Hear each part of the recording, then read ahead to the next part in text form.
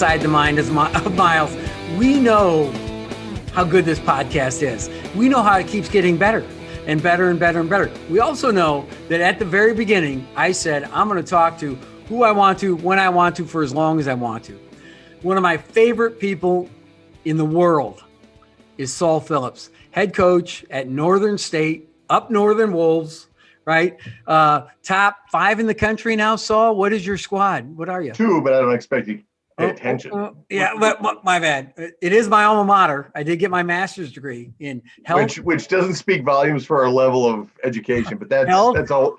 There's people apologizing for the degrees right now. Health, Saul, physical education, and paramount. And recreation. HPER. Health is paramount, Tim. Students are paramount. Students are paramount. Yeah. So, Salty Dog, how you doing? Folks, Saul and I worked together at Northern State. We've got a long history together, a friendship even before that. We've remained close friends, and I can't tell you how happy I am to have him on the show, how proud I am of him whipping butt at Northern State. Saul, tell me about the season. You guys are 2 in the country. What, Northwest Missouri ahead of you? Who's ahead of you? No, we're actually ahead of them right now, but that yeah. we got to play them yet, so I'm not going to talk too much stuff. Yeah. No, we're sitting here 10-0, number 2 in the country. We've won 19 games in a row, and if you're keeping count, that's 362 days without a loss. So I know teams have gone that long without a win, Saul. My hairline is being restored, which might not show right now, but it is. It's been a great group. We've had a lot of fun. And, I don't think people that are listening to this podcast have any idea, but this place is amazing in terms of a basketball school. We have a weekend called I Hate Winter, which I think you had something to do with. Well, no. I just participated in a lot of different ways. It's 5,000 people with hot tubs on the baseline. It's pretty darn cool. So in the old days, they would have like 8 girls get on the baseline, and I Hate Winter with trench coats. And when the guy was going to shoot a free throw, they'd flash them, and they had little bikinis on. They had bikinis on. They can't do that anymore. Well, I mean, yeah, exactly. They do that. They do that. They still do it. Oh, yeah. I think the refs are just like, please. I mean, in the most tasteful way you can, by the way. It's absolutely as much fun. If you're a basketball junkie, honestly, you should come out here for this, because it's Cameron Indoor, it's whatever, for one weekend, and it's unbelievable. It's so much fun. We actually bought wolf print t-shirts last year, or not, Hawaiian shirts. Okay. That were top notch. I can't wear them other than that weekend, but they're great. Saul, was the company foreign or abroad, or all 3? Don't know. Didn't research. Yeah, I'll bet. Were they 7 cents a shirt after shipping? I think I went on Amazon and paid about $12 a shirt, which was way overpriced, but well worth it when you factor in the wow factor. Yeah, it's like a rain spooner right there. Yeah, there you go. You go with it. You bite the bullet and you go with it. Well, you're a parrot head. I'm surprised Jimmy Buffett doesn't have a line, of something you could get a hold of. Well, and that's, the further north I move, the further I get away from Key West. So we've drifted apart a little bit. I can get back to it. Not as close. No. And I've never met him, and he wouldn't know me if I walked up to him, but yeah. Okay. Top 3 songs, Jimmy Buffett songs. Best 3 songs. Havana Daydreamin', number 1. Easy. Well, you're not going to go 3, 2, 1. You're just going to go 1, 2, 3. Okay. Well, Havana Daydreamin', Havana Daydreamin', Havana Daydreamin'. Okay. I'll do 3 more if you need me to. No, I just want 2 other songs. I would say If It All Falls Down. I'm going deep. I go way back with I'm not doing the new stuff. I was going to do Pencil Thin Mustache. Woman Going Crazy on Caroline Street. Bam. Oh. There is a Caroline Street in Key West, and I've been there. let's just say, Saul, that you happen to walk into a place, not a karaoke place as much as a place that played piano. And you could stand on top of the piano and sing at the top of your lungs. What would be the top 3 songs that you might pick?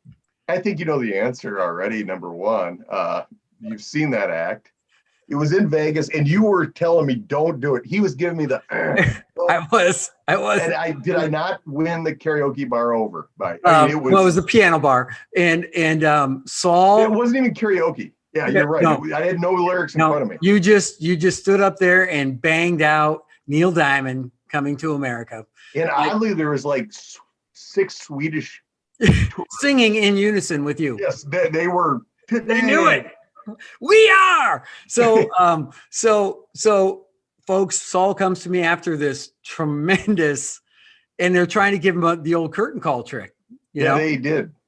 And Saul takes a swig of his adult beverage and says, "Timmy, leave him laughing." And we exit stage right. You got to leave it better. Leave it alone. Just walk away. Yeah. So we just stroll out, and I'm like, "Saul, that was amazing. That was awesome." Yeah, that was Reedsburg, Wisconsin swag is what that was. Yeah.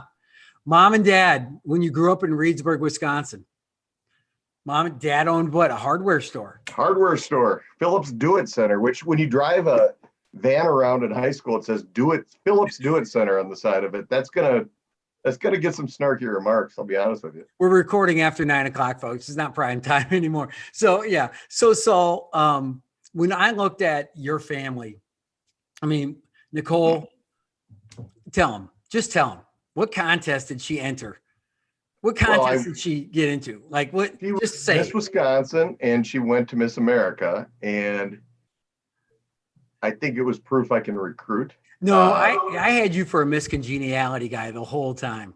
Well, and the truth be told, I was grandfathered in to being able to marry a Miss Wisconsin / Miss America contestant because I put in good work when I was a good person in like 5th and 6th and 7th and 8th grade. Yeah. She grew up in my hometown. So it devolved from there. She stuck with me. God bless her, wonderful woman. But I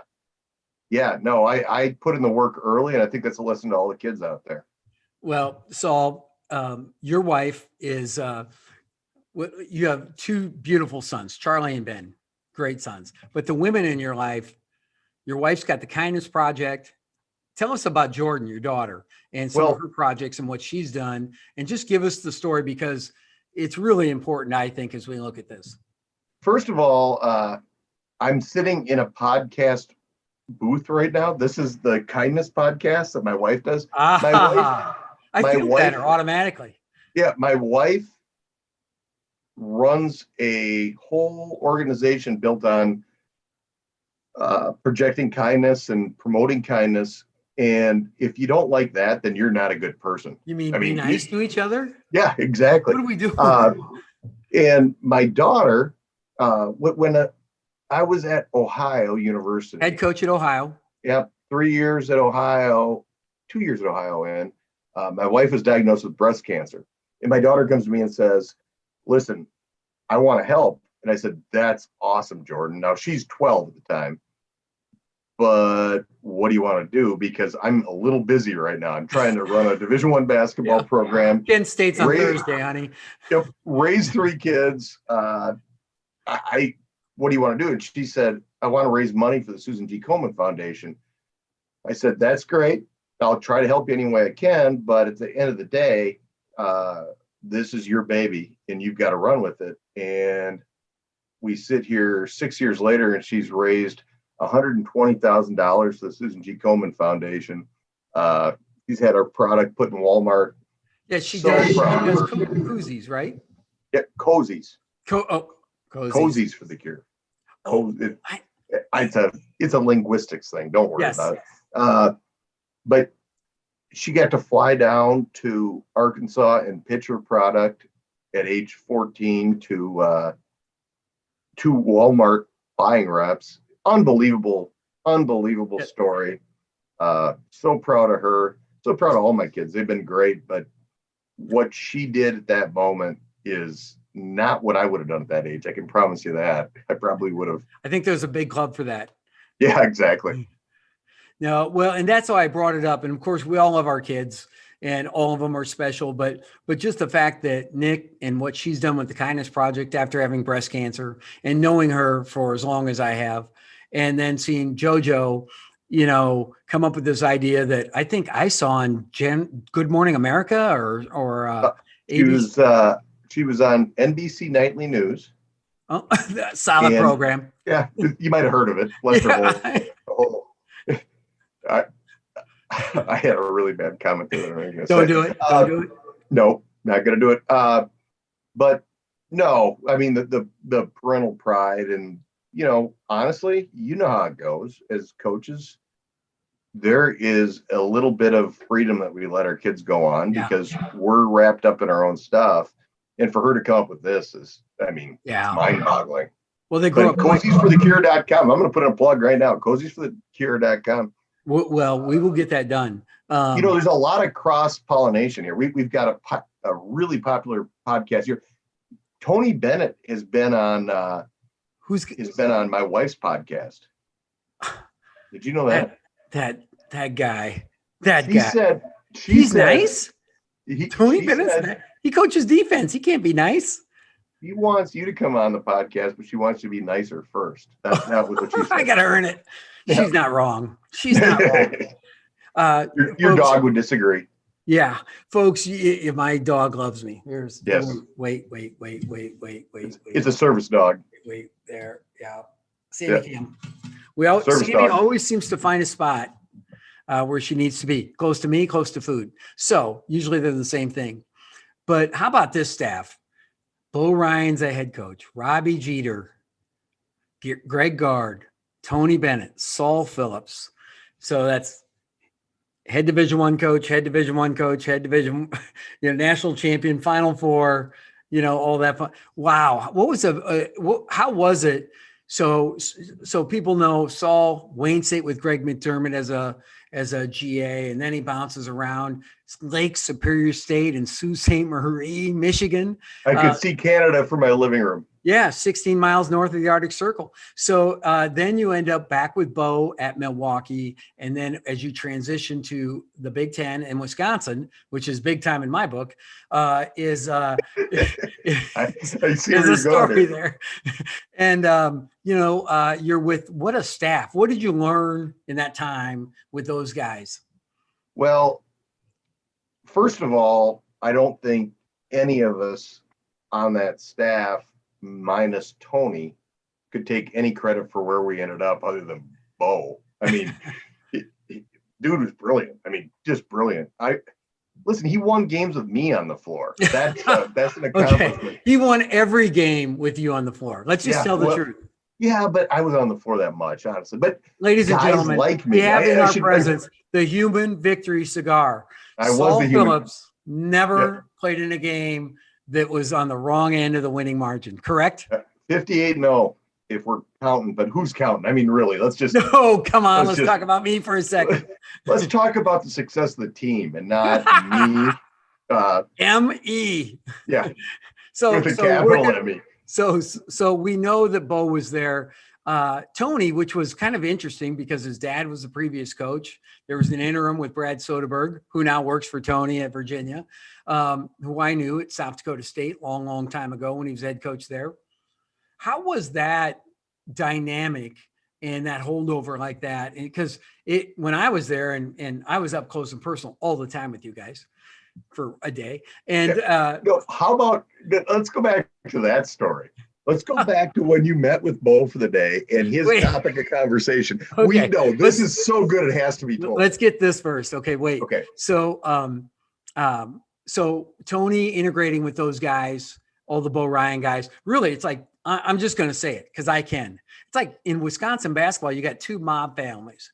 You got the Dick Bennett family and the Bo Ryan family, right? And it's amazing. Like, when Will Ryan gets the Green Bay job, you're like, whoa, that's the wrong family. You kind of expect, machine guns to pop out, but you guys have integrated and really accepted each other really for competing against each other for so long. Well, I'll tell you this, that I was on the floor at Milwaukee and Bo calls me in and says, I want to take you to Wisconsin, but you got to be director of operations, couldn't retain Tony Bennett. So going off the floor. Yep. So I went off the floor, and looking back, probably a pretty good move. Yeah. National Coach of the Year, national championship. But the whole situation was diffused by Tony and Tony's personality. And you know Tony, really easy guy to get along. Probably had to do as much as him accepting us as us accepting him. I mean, I grew up watching Tony when I was a kid in Reedsburg, Wisconsin, just killing it at UW Green Bay. I love everything about the guy. So that was easy. But honestly, it never seemed like we were trying to make parts fit. It just felt right. And if you look at Bo and Dick and what they taught and how they taught, there were certainly differences, massive differences, but the core of what they believed and how they brought along players, eerily similar. I mean, I think you had two great teachers of the game, and I think if you're a student of the game, you can understand when somebody knows what they're talking about. Much like I did when I moved to North Dakota State with you. You sure told me a lot of times how much you knew. This is clearly a great basketball mind, and all I got to do is integrate myself into that world, and I will be good. Without question. So tell me this. Who cries more on TV? Jerry Falwell or Saul Phillips talking about his team? Me, but I'm not asking for money, so that's not a fair question. Okay. So secondly, there's a guy named Charles Barkley. Do you or do you not have his cell number? I don't, and that's an odd story. So I very famously wept on national television after we lost to San Diego State, and Barkley went in studio after that and said he's just crying because he has to go back to North Dakota, which is a terrific line. It's a good line. Very solid. Very solid. How do you argue with that? And that night, late, our SID gets a hold of us and says, hey, you're not going to believe this, but Charles Barkley's going to call you tomorrow. He wants to just make sure everything's cool. And didn't hurt your feelings? Well, I don't think he wanted to do that. I think he was just being a good dude. I mean, I don't think he cares if he hurts Saul Phillips' feelings from Fargo, North Dakota at the time. But he calls me, and I get a phone number that I don't recognize, so I know it's him. And what's the baller move to do? You let it go to voicemail. Oh, I'll get you later, Chuck. So I have it forever. No, so I can prove to people, because no one's going to believe me. Charles Barkley going, yeah, sure he did. Yeah. So I let it go to voicemail, and it's him on a voicemail. And as soon as the voicemail's done, I hit recall. He picks up. I'm like, Charles, honest to God, biggest honor in the world that I'm even on your tongue. Cool. We are good forever. And we actually started texting a little bit after the game. And shortly thereafter, I was hired at Ohio, and I got all my stuff transferred over from one phone to another phone. And I've still got his number and everything. And we were at the country club pool, because that's what you do when you sign a big contract. Yeah, big time. Yeah. And my daughter took the towel off the table at the pool, and my phone hit the ground and smashed, and I hadn't backed anything up yet. So that was the end of my. See you, Chuck. Love you. Charles Barkley, I'm sure you're a subscriber. If you could just text Saul Phillips. And we got it's a different number now. We got a great golf course up here, Sutton Bay. Yeah. Come on up. Oh yeah, there's a lot of good ones. Moccasin Creek is good. They're all good. Lee Park was good. So Saul, tell me this. If let's just say I was a Big Ten assistant coach or an operations guy, let's say I went to the Big Ten tournament and I applied for the big piece of luggage with the Big Ten logo on it, would that make me big time? I would say this, that if I wasn't playing a walk-on enough and an assistant had enough balls to step up. Okay, tell them the story. So we play in Oakland, Michigan. Okay. It's minus 39. It's minus 39, and we were staying at the Airport Marriott. And Detroit. Tim and I are in a disagreement about how much a young walk-on named Atuno Badina, who is a very, very highly successful lawyer. yeah, Should have played him more. Yep, should be playing more. And yet, Tim is adamant that he's doing everything right. And yeah, I'm trying to give no tune. I'm trying to give appropriate feedback as to okay, this is why he should be playing. And Timmy Boy gets fed up with old Saul Phillips from Reedsburg, Wisconsin at some point, and looks at my luggage, which was sitting on the ground, and goes, Big Ten, big time. And that was my comeback. Yep. So I don't know how being a director of operations in the Big Ten made me big time, but it was alleged that. So the day he got the Nebraska job, I believe I left a message on your phone. Oh yeah, Big Ten, big time, big time. It's amazing how those things come back to haunt you. And well deserved. My bad. You were always so reserved in your words. I never thought something would come back to haunt you. Could happen. Salty, as you look at over the course of, all right, so you've worked Division II in remote spots, Wayne, Nebraska, Wayne, America, and Saint Sue Marie. Almost delivered a kid in Wayne, America. Oh, okay. You're right. So last year you drive on your own from Augustana, or Sioux Falls College. Yep. Augustana, from Sioux Falls to Wayne, Nebraska, probably a 2-hour drive, right? So the team goes ahead. Saul's got other obligations. It's storming. It's a winter, essentially blizzard. It's a winter advisory. Is this true? This is all true so far. So, folks, as you get to Wayne, Wayne's only about how many thousand people population? They say 5,000. I'd like to count them. Yeah. Okay. So eventually you get onto what would be not a county road, but a state highway, which is 2 lanes thin. And usually if you look at the way they set it up in the 1770s, about every 1780s, also 1870s too, about every 20 miles you have a town. So you've got a lot of desolate highway. True, Saul? True. All true. Saul is driving, managing his way, trying to get to his team to find another road win for the Northern State Wolves, number 2 in the country. Well, at that time, you were probably 4 or 5. All right. Could have won a national championship last year had COVID not there. But anyhow, on his way to win. Through Northwest Missouri State, who hasn't lost a game in 2 years. Okay, true. I'm just trying to brag you up. I like it. I like what you're doing. Yeah. But what happened, Saul, as you pull into what town before Wayne as you're pulling? Well, I was 2 miles outside of Wakefield, Nebraska, which I'm sure your listeners are actually some pretty good players out of Wakefield. So anyways, we're at the point where I'm nowhere near a hotel, 30 miles either direction, and I've just got to keep going, and I can't see, and it's 20 miles below or 20 degrees below, wind's blowing out. I'm literally rolling down my window because I can't see out my windshield. I've opened my car door.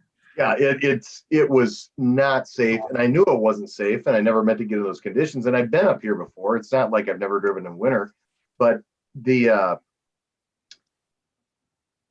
I'm driving 100 yards and stopping, and I'm trying to get to this small town called Wakefield, which is 12 miles outside of Wayne. And I pull over just to try to get my bearings where I am on the road, which is an awful idea. If you ever get in that situation, please just punt. I don't know what you do. You can't pull over because of be as safe as you can be. You can't turn around. But there are headlights looking at me in the snowdrift.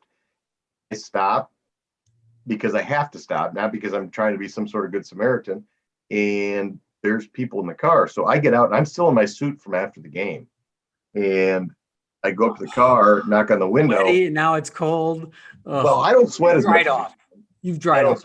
I don't sweat as much as you do. I'm pretty cool. He doesn't work as hard as I do.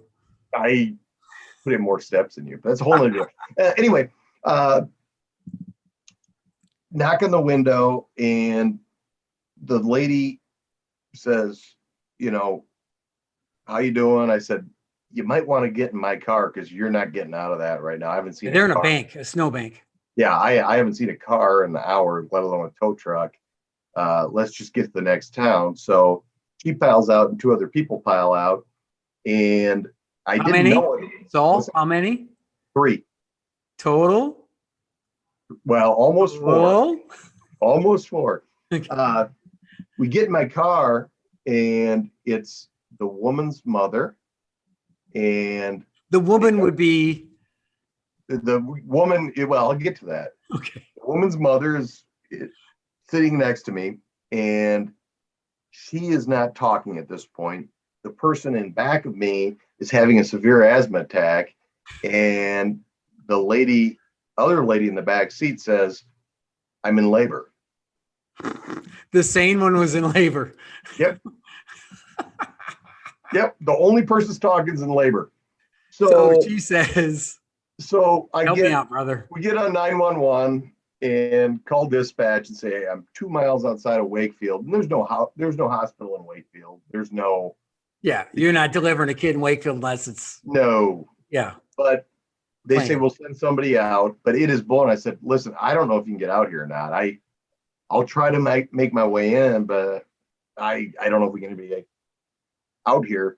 And in the meantime, they stay on speakerphone, and I'm YouTubing how to deliver a baby in my back seat. Without rubber gloves. Well, I've got first thing I did is inventory. You get a wet nap. I had a wet nap and a spork. And the wet nap is good. I don't know if the spork's good. You need 2 sporks, I think. Maybe you could work through the umbilical cord or something like that later. Yeah. I was honestly, at some point, I thought about how I was going to have to reupholster my car. But God bless the Wakefield ER. They got out there and they got her into town, and baby Rose was born shortly after I left the area. So that was fortunate for all of us, because I am not the strong, brave type. I am squeamish. I was the last person. I asked my wife when I got home, if you're going to rank our family as to who should be in that situation, who should be in it, I rank behind our dog. Okay. So Rose, Saul Phillips. I didn't get any mention. I'm not going to say I'm bitter, but I mean, maybe when Rose makes her first communion, or her let's just say she's Catholic.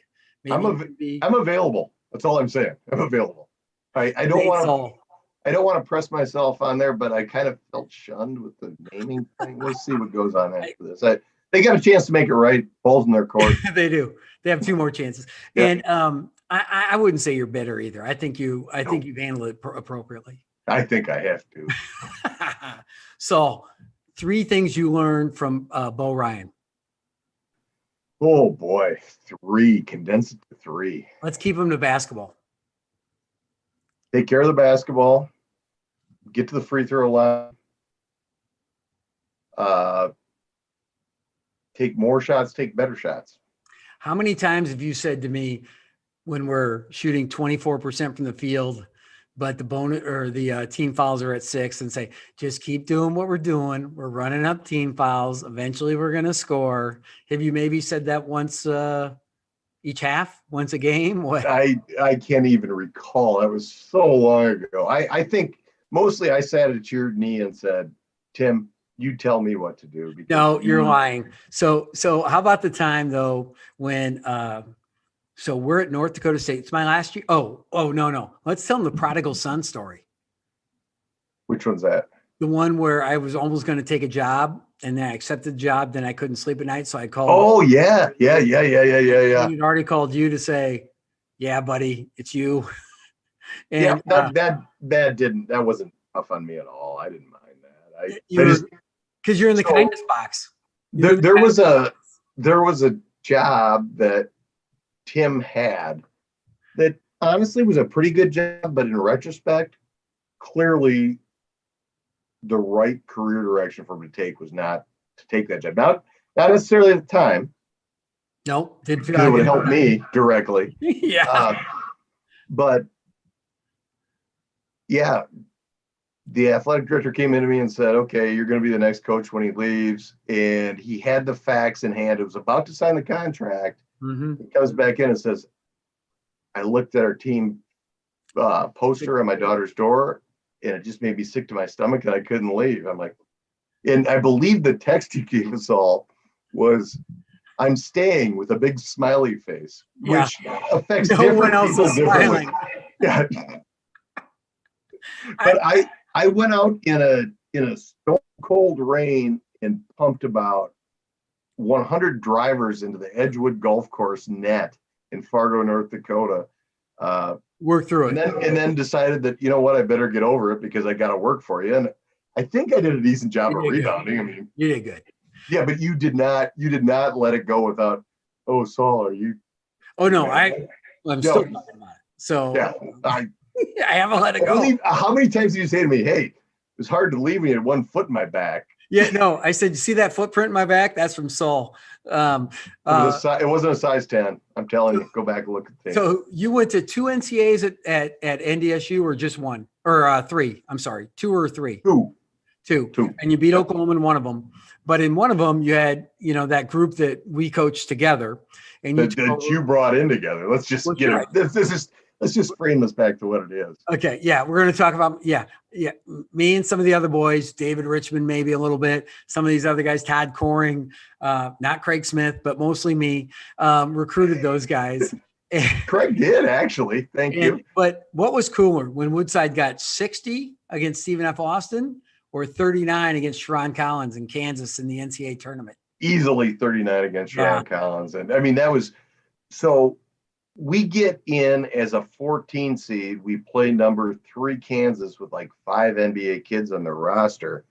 And we get the seeding, and we're playing at the Metrodome, which is 4 hours away from Minneapolis. And Bison fans, if you don't know people, Bison fans travel. So in football, you have 1AA or FBS or whatever it's called, and then 1A. And in basketball, obviously we don't. But the fandom really, certainly it's not quite as nuts, but it's not far away. I mean, NDSU's won 8 or 9, division NCAA championships at that level.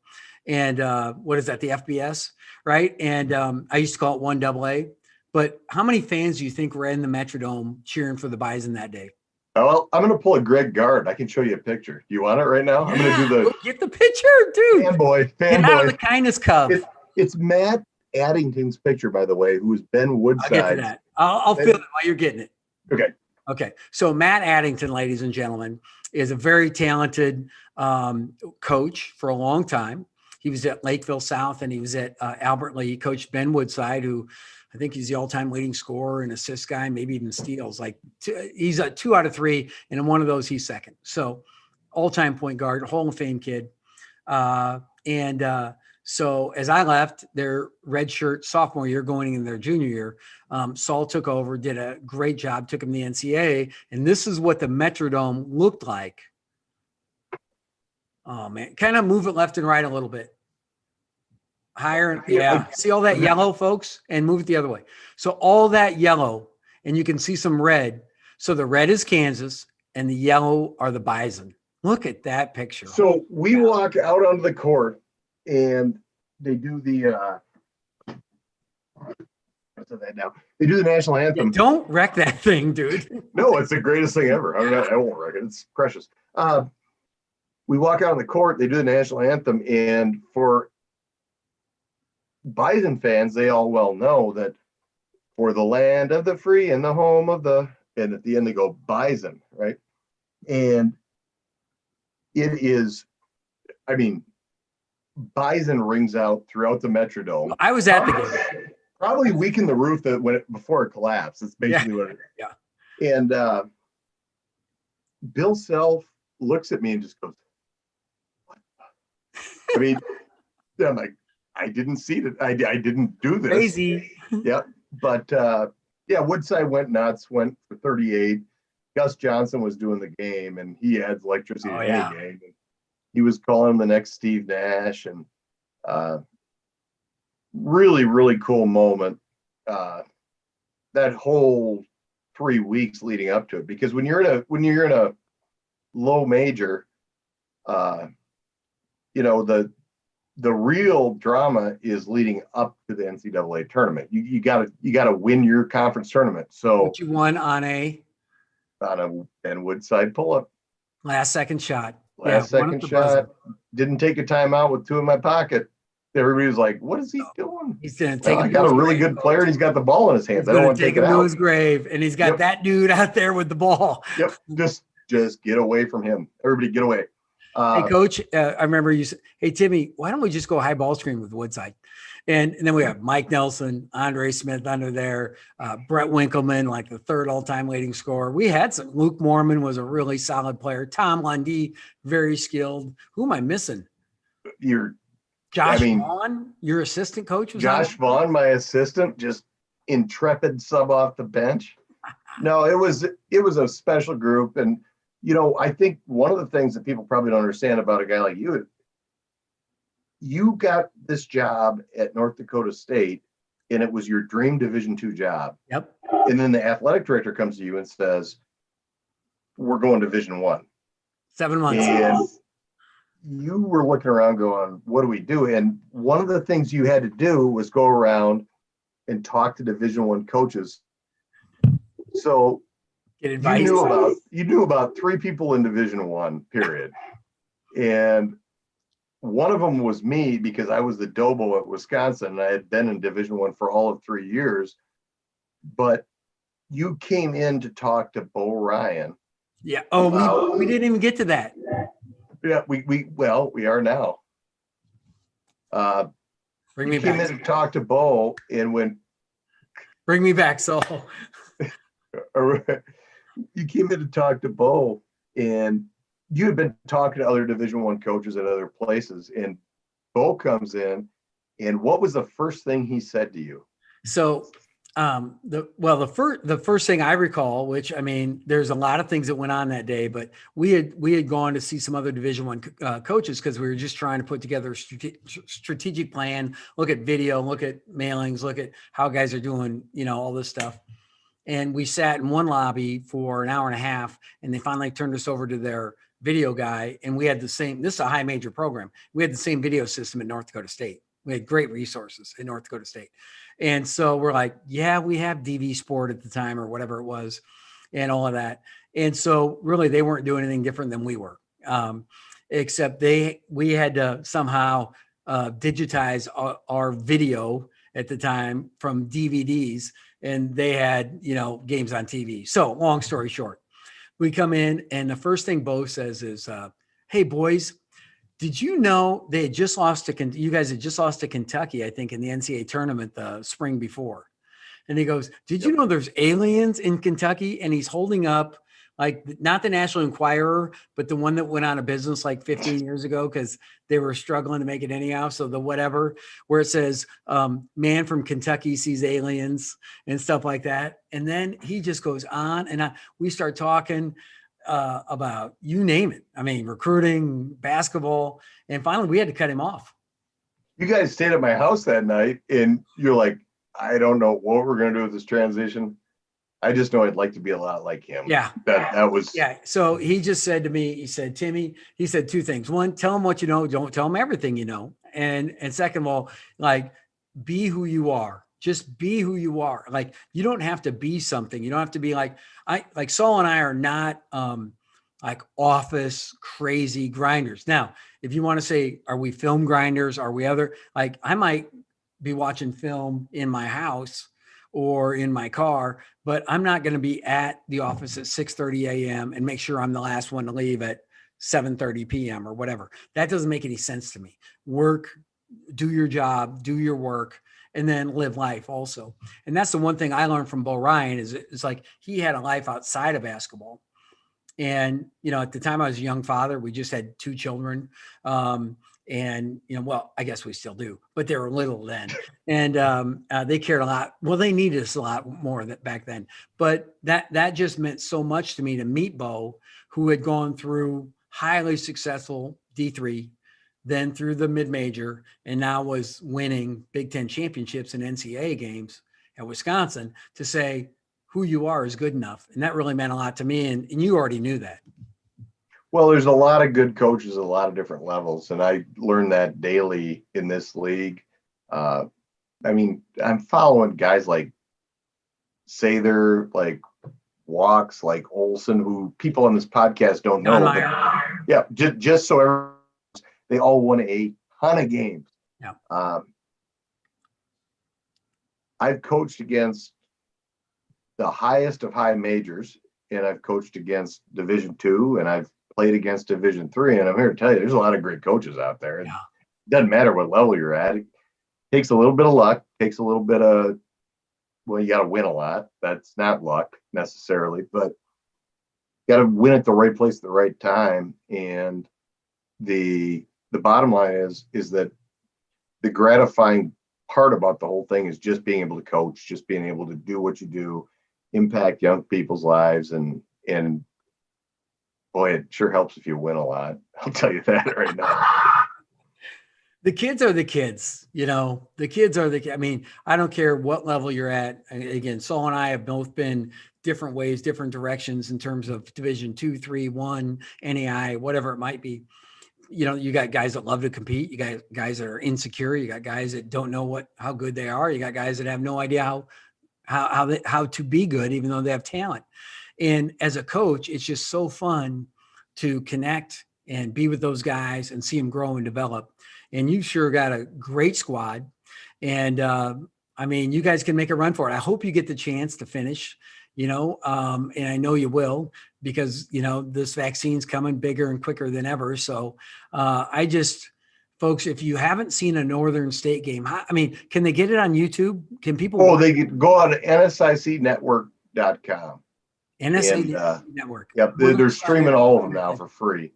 And it's terrific. It's good basketball. It just is. It's fun basketball. You know it. It's. No, you watch 15 minutes of a game in Walks Arena, the Barnett Center in Aberdeen, and you'll see this crazy fan base and very, very good players. You've got All-American guys, and like you said, you're taking over for Paul Sather, who did a remarkable job, who took over for Don Meyer, who took over for Bob Olson, who was my head coach, who took over for Bob Walks. Now that takes you back to about 1940, folks, in terms of basketball coaches at Northern, and the winning percentage is about 80%. So highly successful guys that know what they're doing. Saul, thank you so much for joining Inside the. We did our best, really, I think, to keep this, family friendly. I mean, for two guys that have known each other intimately, and I mean intimately. I would say that this was the most professional we could have done. It could have gone a lot of different ways. This is as good as we could. If anybody's offended, you could have been much more offended. That's all I'm saying. The man speaks the truth. Saul Phillips, Northern State, Aberdeen, South Dakota, the Wolves, number 2 in the country for now. We're moving up, baby. Up Northern Wolves. You know what? What is your favorite concession or your favorite food in the Northern State concession stand? If I don't say Wolf Dog, I think I'll be punched next time I see you. Yeah, so it's Wolf Dog. Wolf Dog. Elmer Getz started the Wolf Dog when I was the assistant basketball coach there back in 1992 or 3 or 91. And he said to me, we're having a Wolf Dog, the biggest damn hot dog. And it is just a big fat Frank. It's a huge, huge hot dog. And I will say this, no wolves were harmed in the process. No, we just call it Wolf Dog because we were the wolves. That's you if you were here, you'd understand it. So get up here and understand. Like go online or go to Gold Belly, see if you can get the Wolf Dog shipped to you direct. Drive to Aberdeen. There you go. There you go. Ladies and gentlemen, he never stops. It's what he does. He understands. He's just quicker than the rest of us. Saul Phillips, his family, Nicole, Ben, Charlie, JoJo. Listen, thank you for coming on. I'm glad you're in the Cove of Kindness. I'm glad I'm in my little spot in front of this painting that's painted the wrong direction. It's a landscape it's portrait that should be a landscape. What do we got going back there? It looks like it looks like a weather front blowing through the neighborhood. So I think if you go this way, thunderstorm. It seems to make more sense that way. I don't know. I'm just saying. It looks like severe thunderstorm blowing through Nebraska. Yeah, it's his first. Motivation is everything. Yeah. Ladies and gentlemen, Thanks for joining Saul and I. Greg Eaton and I will be right back with you to close up the show. Thanks very much. Ladies and gentlemen, welcome back to Inside the Mind of Miles with my main man, Greg Eaton. E-Sauce, what do we got there? Fantasia. Little Fantasia, Mickey getting ready for my trip. And Tom Brady went to Disney World again. Shocking. Was he sober? I think he was at Disney, but not back in Tampa. Dude, man, he was throwing that Lombardi trophy around like it was like a bean, like a, that cornhole game where they throw the bean bags. Like, I couldn't believe that. Yeah. Well, he deserves, it probably doesn't, at his age, it probably doesn't take as much gas to get him going anymore. No, he's a lightweight now. Yeah, exactly. You can't hang with Gronk. So, no, I can't. So you had to be happy watching that Super Bowl. It was a lot of fun, just being around so many Kansas City fans. It was really fun to watch. So, it's amazing to me, really, how many New England fans were cheering for the Bucs. That they really do appreciate this guy, and it's hard to argue with the old GOAT, not old GOAT, but the greatest of all time. Moniker that people put on him, because how do you argue with facts like that? Rings, baby, rings. And everybody said he was a system quarterback, and the first time he plays out of the system, what does he do? Wins the Super Bowl. I remember after like week 8, they're like, Arians won't adjust his offense and it's wrong for Brady. It was just huge takedowns of both those guys. Mm-hmm. And we all know who had the last laugh. So congratulations to you and all the Tom Brady fans out there. That's awesome stuff. Awesome stuff. How about college basketball this week? Did you see the top 25 poll?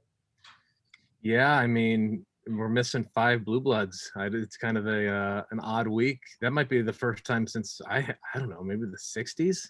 I got no idea. Yeah. We're even to guess. Yeah. Somebody knows. Somebody that was in sports information or whatever knows, and not from those schools. Shamus, maybe? Maybe. Shamus, maybe. Yep. Yes. Shamus. And yeah, it's just amazing when you look at Duke and Kentucky, Michigan State. I'm going to miss somebody. Who am I going to miss? Kansas, Carolina. And also in Carolina. And Kansas and Carolina, I think, are going to be close. Mm-hmm. I think they're going to be close. But holy cow. Yeah, I don't think Duke and Kentucky are going to make it this year. I think Michigan State will find a way to get it. Izzo's always gets them playing right at the end of February. He does. Every year.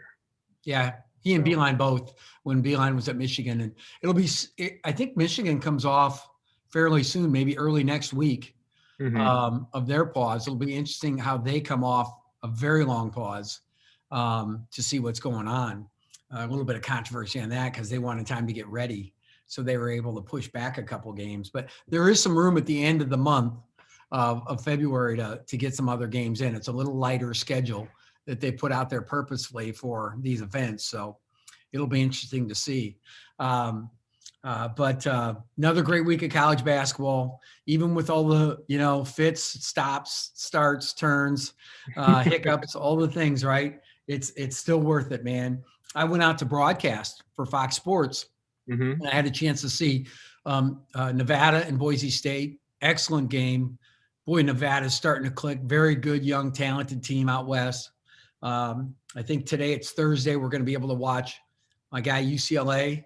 They're still not healthy. Mike Lewis and those guys, Mick Cronin. I texted Lewis today and he goes, we're still not healthy. We just need to play better. How about try that? Play better. What a good idea. Let's not find an excuse. Let's just play better. And then, and then I was set to do New Mexico and Colorado State. It was awesome. I was back in Fort Collins, ate at some of my favorite restaurants and saw some old friends, but with COVID, you couldn't really go see everybody. Mm-hmm. And we're there and I get there a couple hours before the game. I'm with Lane Grindle. Lane, he and Jeff Levering are 2 guys I've worked with this year. They're the Not Ukers. They are replacing Bob Uecker basically with the Milwaukee Brewers radio, which of course you don't replace Bob Uecker. And then Tim Neverett and I worked together against Nevada. He replaced with the Dodgers, Vin Scully. So I said, well, you're no Vin Scully. You're not. It was awesome seeing these guys because they're so good. And but Lane and I are sitting there 38 minutes before we're working on our open. And they had a thing from Lane and I doing a TV show at Nebraska when Lane was still here working with IMG Sports and some of the Nebraska shows. So, I mean, we looked young and skinny and great. And then they had a shot of Craig and Nico and I that was going to be cool.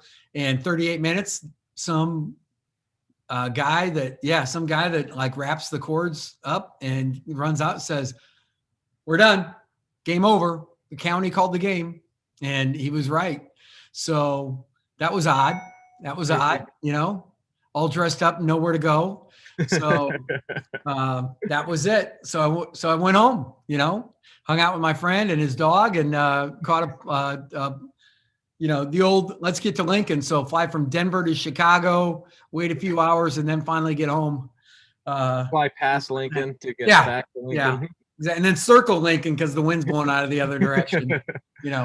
I just talked to Ali at 3 hours before that game. He called me after their shoot around, and we just caught up a little bit. And he was all ready to go. It was his scout. And you were out working out. It was fun. David Roddy looks great. So, but the Mountain West has got 3 to 4 legitimate NCAA tournament. Like they are going to get 3 for sure. They probably should get 4. And I'm telling them they should only take 4 to the end, the conference tournament. So they got 4 quad 1, 4. Then they'll end up with everybody gets a quad 1 game. The semis are quad 1 and the finals. So 3 games, quad 1. And maybe it's not fair, but it's a smart thing to do. Got to game that system if you can, man. Oh yeah. Hey, and you mentioned Levering, right? That where he got his start. Where did he get his start? With the Pawtucket Red Sox? Yep, that's where he made it big. Wow. And only the good Irishman that you're not could be wearing green like that. What's your hat today, Coacher? I went the full Mickey today. Oh, nice. Nice. Well, you got some games for me to pick. You tell them about our game we used to do with our guys. Yeah, Not so we gambling, but to get them interested. When we knew they couldn't name all 14 teams in the Big Ten or 10 teams in the Mountain West at the time, we decided we better get them interested. So we did a You Pick 'em contest. We did a You Pick 'em, and everybody every week would have to select all the conference games, and we threw a couple in there. We, every once in a while we'd throw, a Mayville State game in there. I think you had Williams College in there one time. Yep, that was back my hometown area. So, just trying to throw some different things in there. So figured we'd bring that back. And I got 4 on the dock for you this week. All right. I'm going to pick them. So we got Purdue at Minnesota tonight. Minnesota's been a really good home team. 12-1 at home, 0-6 on the road. Did not play great their last time out. Both teams need the win. I'm taking the Gophers. See, if Liam Robbins stays out of foul trouble, Gophers are winning that one. If they get in foul trouble, I'm just going to put an asterisk on it. I'm picking the Gophers, but I'm also going to tell you why they'll lose. Robbins, foul trouble. I'm taking Purdue. Oh, just right off the bat. There you go. Just total. Okay. Wyoming at Utah State. Had to get a Mountain West one. Postponed. Oh man. COVID. I'm on top of that. So that's a forfeit for you. I win, you lose because you didn't realize. So Timmy up 1 already. Well, and then because Michigan's still in a pause, we're not going to be able to do that one either because that was going to be a good Wisconsin game. Yeah. Oh boy. That was going to be a really good match. I know because they played earlier at Michigan. So I've got one for you. Game 1 of Loyola, Chicago, Drake, 2 alumni of the Inside the Mind of Miles podcast, 2 great teams. All right. You pick first. I'm going to say game 1, Loyola's winning that. I agree. Game 1, Loyola. What about game 2? Game 2, Drake. Loyola. I'm going with the sweep. Okay. Ramblers. Last one for you, just to go full circle for today's podcast. Minot at Salty Saul. Minot at Northern. You don't win in the Barnett Center, and they have fans. So Northern State by right. Northern State. Yeah, exactly. Northern State by 17.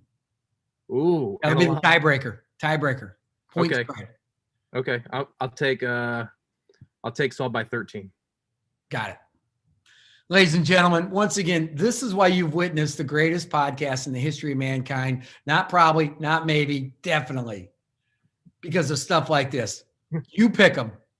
Maybe you should pick them on your own, folks, and you can tweet us if you outperformed old Coach Eaton or Timmy Miles. We appreciate you. Saul Phillips was the best. We loved having him on. Until next week, welcome back to Inside the Mind of Miles. We'll be ready to rock next week.